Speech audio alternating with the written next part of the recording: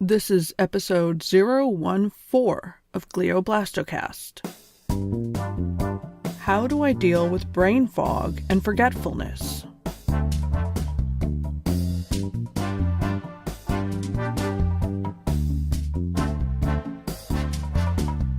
Hello, and welcome to Glioblast-O-Cast, the podcast about my life beyond glioblastoma. I'm your host, Meg Turasek. In this episode, I will answer the question, how do I deal with brain fog and forgetfulness? And on my show page, you'll find some links to help understand brain fog and some tools for brain teasers. One of my concerns with having brain surgery was, would I still be me afterward? The answer to that is yes, I am still me. Only with a few new features. My brain just doesn't work in the same way it did before surgery. During chemo and radiation, I did experience what is referred to as brain fog. It's a forgetfulness brought on from the initial treatment of surgery, chemo, and radiation. I would find myself walking the 3 or 4 steps from the kitchen to the living room and forget why I was there. What was I looking for? Or I might be in the middle of a story about my day, but as soon as my boyfriend would ask a question about what I was saying, I would find myself off track and forgetting the point of my story. Or I might go to the grocery store for a few things, like maybe the newspaper, a loaf of bread, some tea, some apples, and carrots. A simple enough list. But as soon as I'd step out the front door, I'd forget at least one of the items. So I started writing things down in notebooks or scrap pieces of paper. But of course, a list is only good if you look at it.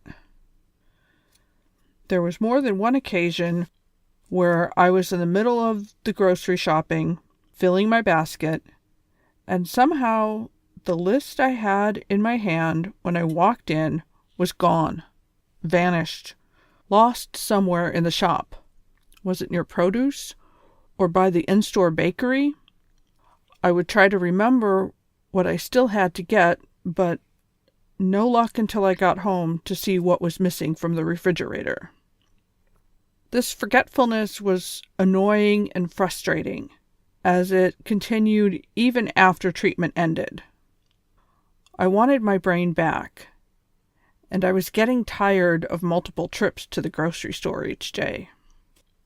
So how do I still deal with the brain fog, the forgetfulness? Keeping up with physical exercise, no matter how little, is helpful. Even a short little walk. In addition to all my handwritten lists and notes to self, I started doing daily puzzles.